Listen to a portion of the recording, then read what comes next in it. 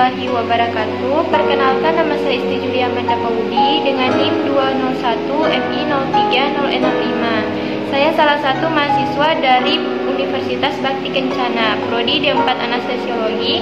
Di sini saya akan membuat video mengenai kebutuhan gizi pada bayi. Apa sih bayi itu?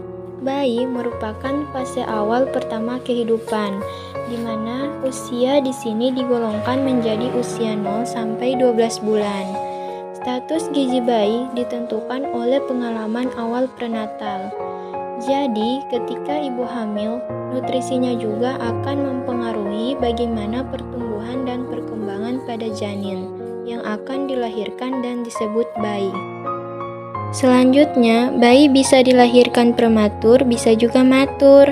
Prematur sendiri adalah bayi lahir belum waktunya atau tidak cukup bulan, atau bisa dikatakan berat bayi lahir rendah 2,5 kilo. Sedangkan bayi matur, bayi lahir tepat waktu 270-290 hari atau 37-42 minggu dengan berat badan lahir 2,5-4,5 kilo. Kebutuhan gizi bayi di sini dibagi menjadi 4. Yang pertama, usia 0 sampai 3 bulan, di mana berat badan bayi rata-rata 4,1 kilo. Kebutuhan kalori per hari 492 kalori dan kebutuhan protein per hari 10 gram. Yang kedua, usia 4 sampai 6 bulan, di mana berat badan bayi rata-rata 6,4 kilo. Kebutuhan kalori per hari 735 kalori dan kebutuhan protein per hari 15 gram. Yang ketiga, usia 7 sampai 9 bulan, di mana berat badan rata-rata 7,7 kilo. Kebutuhan kalori per hari 850 kalori dan kebutuhan protein 18 gram. Dan yang keempat, usia 10 sampai 12 bulan, di mana berat badan bayi rata-rata 9,2 kilo.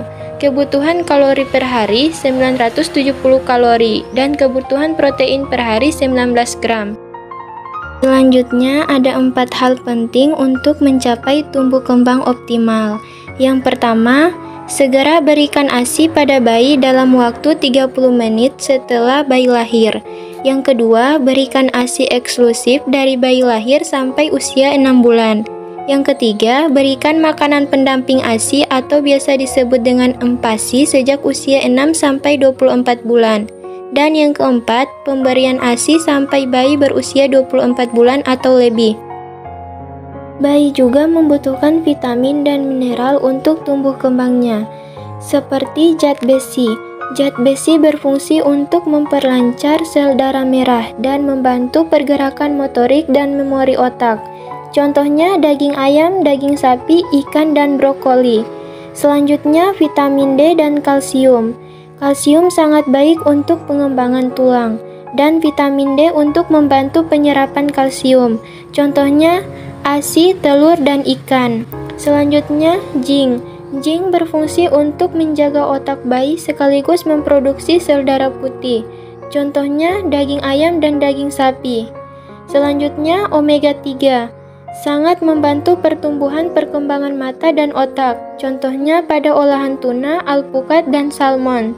Selanjutnya vitamin A, B, C, dan E berfungsi untuk membantu perkembangan organ mata, saraf, dan kulit, sehingga bisa meningkatkan kekebalan tubuh. Keempat vitamin tersebut bisa dijadikan sebagai paket lengkap sebagai nutrisi yang dibutuhkan untuk asupan si kecil. Contohnya ubi, wortel, pisang, jeruk, tomat, sayuran hijau, dan lain-lain. Pentingnya pemberian dan manfaat ASI eksklusif. Pemberian ASI eksklusif sangat penting sejak lahir sampai usia 6 bulan untuk meningkatkan ketahanan tubuh bayi, karena bisa mencegah bayi terserang berbagai penyakit yang bisa mengancam kesehatannya. Manfaat ASI eksklusif yaitu: yang pertama, meningkatkan kecerdasan bayi. Kedua, menambah kekebalan tubuh bayi. Ketiga, memperkuat tulang bayi. Keempat, mencegah infeksi usus. Dan yang kelima, membantu mendapatkan berat badan ideal. Gizi seimbang untuk bayi. Seperti yang kita ketahui, makanan terbaik bayi adalah ASI. Akan tetapi, seiring dengan bertambahnya umur bayi dan tumbuh kembangnya, bayi juga membutuhkan zat gizi dan energi lainnya yang jumlahnya melebihi ASI. Jadi, sejak usia 6-24 bulan, bayi harus diberikan makanan tambahan atau yang biasa disebut dengan empasi. Berapakah jumlah kalori yang diberikan pada bayi? Sangat dianjurkan jika menyediakan makanan bayi sejumlah 100-110 kilokalori. Energi setiap kilogram berat badan bayi setiap harinya. Susu untuk kebutuhan si bayi biasanya mengandung sekitar 67 kilokalori setiap 100 cc.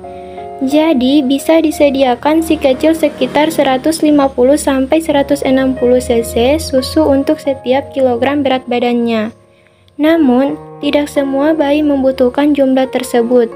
Ibu bisa konsultasikan dengan dokter terkait dengan kebutuhan gizi bayi.